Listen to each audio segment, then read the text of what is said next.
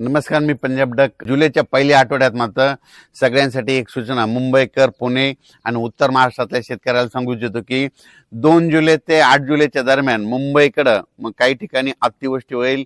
म्हणजे इतका पाऊस पडेल की आतापर्यंत मुंबईला इतका पाऊस कधीच नाही असा पाऊस येणार आहे.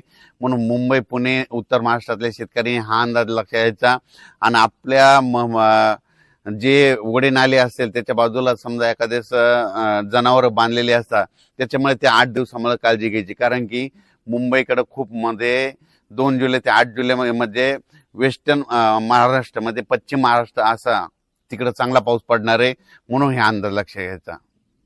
तर तो पाऊस तुम्हाला मुंबईकरांना सांगू इच्छितो की जुलैच्या पहिल्या आठवड्यात मुंबई, इगतपुरी, नाशिक, त्याच्यानंतर इकडे त्र्यंबकेश्वर हे पट्टा, त्याच्यानंतर संगमनेर, घाटमाता, हे अहिल्यानगर, हे असा पट्टा काय होणार उत्तर महाराष्ट्राचा आणि महाराष्ट्राचा पश्चिम भाग म्हणजे जोराचा पडणार आहे. काही काही ठिकाणी अतिवृष्टी होईल, काही ठिकाणी अतिमुसळधार होईल, काही ठिकाणी रिमझिम पडेल. पण 2 जुलै ते 8 जुलैच्या दरम्यान महाराष्ट्राकडे काय होणार आहे, एक लो प्रेशरचं रूपांतर चक्रीवादळात होईल आणि ते चक्रीवादळ सरळ महाराष्ट्राकडे येईल आणि त्याच्यामुळे महाराष्ट्राकडे मग काय होणार आहे, महाराष्ट्रामध्ये ठिकठिकाणी म्हणजे जुलैच्या पहिल्या आठवड्यात मुसळधार पाऊस पडणार आहे.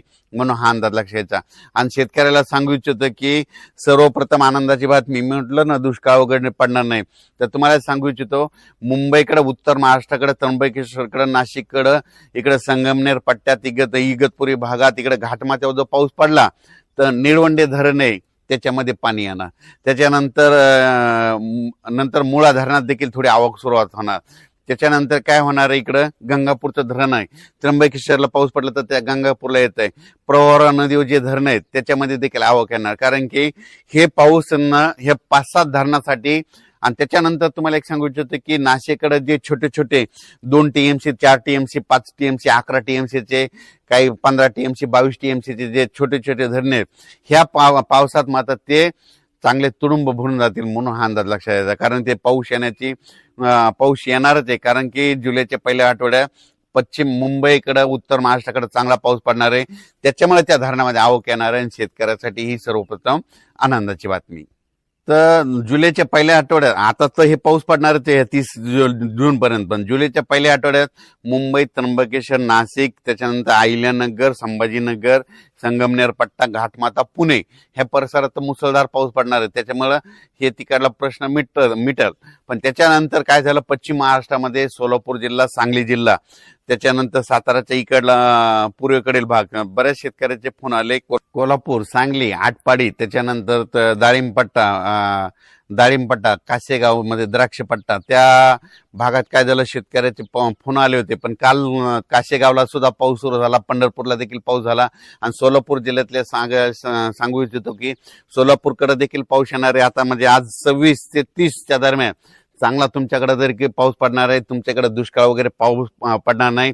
म्हणून सोलापूर जिल्हा, सांगली जिल्हा, त्या शेतकऱ्यांनी हे अंदाज लक्षात घ्यायचा. तुमच्याकडे देखील ह्यानं 4 ते 5 दिवसामध्ये खूप जोराचा पाऊस पडणार आहे. म्हणून हा अंदाज लक्षात घ्यायचा. एकदम सगळीकडे पडणार नाही, दररोज वेगवेगळा भाग घेणार आहे. म्हणून हा अंदाज सर्व शेतकऱ्यांनी लक्षात घ्यायचा. त्याच्यानंतर मराठवाड्याकडं बीड जिल्हा, लातूर जिल्हा, परभणी जिल्हा, जालना जिल्हा, संभाजीनगर, नांदेड जिल्हा, हिंगोली जिल्हा, आजपासून म्हणजे आज 26 ते 30च्या दरम्यान चांगला पाऊस पडणार आहे. पण जुलैच्या पहिल्या आठवड्यात देखील चांगला पाऊस पडणार आहे. म्हणून ह्या मराठवाड्यातल्या शेतकऱ्यांनी घाबरून जाऊ नये. ज्या भागात आणखीन थोडेफार गावं वंचित राहायचे असतील, आज देखील त्या भागात पाऊस पडणार, तुमच्या देखील पेण्या होतील. म्हणून हे देखील सर्व शेतकऱ्यांना लक्षात घ्यायचं. विदर्भ, पूर्व विदर्भ आणि पश्चिम विदर्भ, पूर्व आणि पश्चिम विदर्भामध्ये आज देखील वेगवेगळ्या भागात चांगला पाऊस पडणार. कुठं उडे नाले वाहतील, कुठं रिमझिम पडेल, कुठं पेंडवलता पडेल, पण पाऊस पडणार आणि सगळ्या शेतकऱ्याला जीवदान ठरणार आहे. हे म्हणजे 30 जून पर्यंत असाच विदर्भात 6, 5, 11 जिल्ह्यामध्ये दररोज वेगवेगळ्या भागात पाऊस पडणार आहे. सगळीकडे एकदम पडणार नाही. आज ह्या जिल्ह्यात, उद्या त्या जिल्ह्यात, आज या गावात, उद्या त्या गावात, असं करत करत 30 तारखेपर्यंत, 30 जून पर्यंत विदर्भाच्या 11 जिल्ह्यात पाऊस पडणार आहे आणि त्यांचे देखील पेरणी लागणार आहे. पण विदर्भातल्या शेतकऱ्याला सांगू इच्छितो की जुलैच्या पहिल्या आठवड्यात मात्र तुमच्याकडे चांगला पाऊस पडणार आहे, धो पडणार आहे. म्हणून हे अंदाज लक्षात घ्यायचा. त्याच्यानंतर सगळ्यात खास करून परत एकदा मुंबईकरांना एकदा सांगू इच्छितो, मुंबईच्या जनतेला, पुण्याच्या जनतेला, इकडं अहिल्यानगर, उत्तर महाराष्ट्र, त्र्यंबकेश्वर, नाशिक, त्यांना सांगू इच्छितो की मुंबईकडे काय होणार आहे की 1 जुलै ते 8 जुलैच्या दरम्यान मुंबईकडे माझा तरी अंदाज आहे त्या 7 ते 8 दिवसामध्ये 1000 मिलीमीटर पेक्षा वर पाऊस पडेल. मध्ये किती 1000 मिलीमीटरच्या वरीमध्ये 1100-1200 मिलीमीटर पाऊस 1 जुलै ते 7 जुलैच्या दरम्यान मुंबईमध्ये म्हणजे संपूर्ण मुंबईमध्ये जवळपास 1000 ते 1100 मिलीमीटर पाऊस पडेल. काही ठिकाणी काही दिवशी 150 मिलीमीटर पडेल, काही दिवशी 180 पडेल, कुठं 100 मिलीमीटर पडेल एका दिवशी. असं करत 7 दिवसामध्ये इतका पाऊस पडणार आहे. म्हणून मुंबईकरांनी म्हणजे त्या 8 दिवसामध्ये सतर्क राहावे माझी ही विनंती आहे. ज्या ठिकाणी तुंबतं पाणी, ज्या ठिकाणी साचतं त्या ठिकाणी सगळ्यात काळजी घेण्याचं सगळ्यात. याचा नंतर तुम्हाला काय केलं जाईल, पुन्हा आणखीन 1 तारखेला तुम्हाला आणखीन एक मेसेज दिला जाईल आणि कोणत्या टायमाला पाऊस येईल त्याचा सगळा डिटेल दिला जाईल.